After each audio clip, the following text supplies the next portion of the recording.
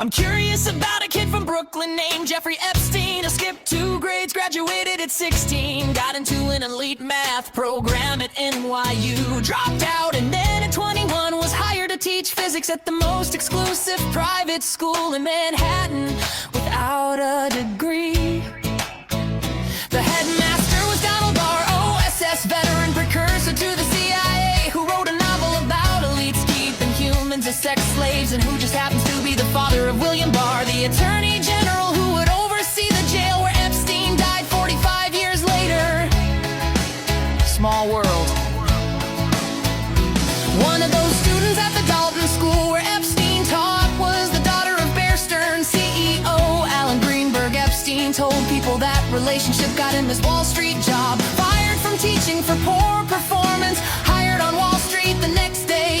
At Bear Stearns he rose from junior floor assistant to advising the bank's wealthiest clients, including Edgar Bronfman, president of Seagram's, who would later co-found something called the Mega Group, along with Leslie Wedner and Ronald Lauder, a secret network of billionaire donors coordinating pro-Israel strategy. He joined the Rockefeller University Board, the Trilateral Commission, the Council on Foreign Relations. David Rockefeller personally mentored him, a college dropout from Coney Island, at the table with the man who built the globalist infrastructure. It seems that many were fascinated or impressed by Epstein and his connections, which helped him become even more connected. A defense contractor named Douglas Leese and Nixon's former Attorney General John Mitchell introduced him to Stephen Hoffenberg, who says Leese recruited Epstein for British intelligence, and Hoffenberg introduced him to Robert Maxwell. Robert Maxwell, media mogul who sold stolen surveillance software called Promise for the CIA and Mossad, document an intelligence asset whose daughter would move to New York and partner with Epstein. The same year he mysteriously fell off his yacht, 6 heads of Israeli intelligence at his funeral, totally normal for a book publisher.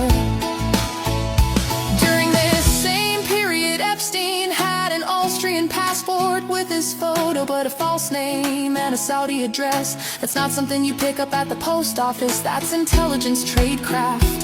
One of his clients was Adnan Khashoggi, the middleman transferring American weapons from Israel to Iran. Iran-Contra, same scandal involving the CIA, same CIA whose precursor employed Donald Barr, same era Bush was running the agency, then the country.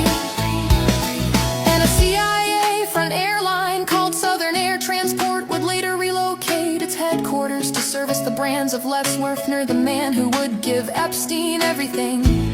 But that's part 2. I'm just curious how a math teacher from Brooklyn ended up with a fake passport, a Rockefeller mentor, a seat at the Trilateral Commission, an intelligence recruitment chain that runs through defense contractors, and a former attorney general, and a direct connection to the man who sold spy software for the CIA and Mossad. And I'm curious why, when they finally arrested him, there were 10,000 videos seized and sealed, 6 million pages were they released, maybe half, 10 co-conspirators identified, and only one charge. The CIA director who visited his townhouse now controls all the intelligence, and the president who promised to release everything is attacking the congressman who wrote the Transparency Act. I'm just curious if those files stay sealed, not to protect one man's secrets, but to protect the system that created him. What he promised us was we would put America first.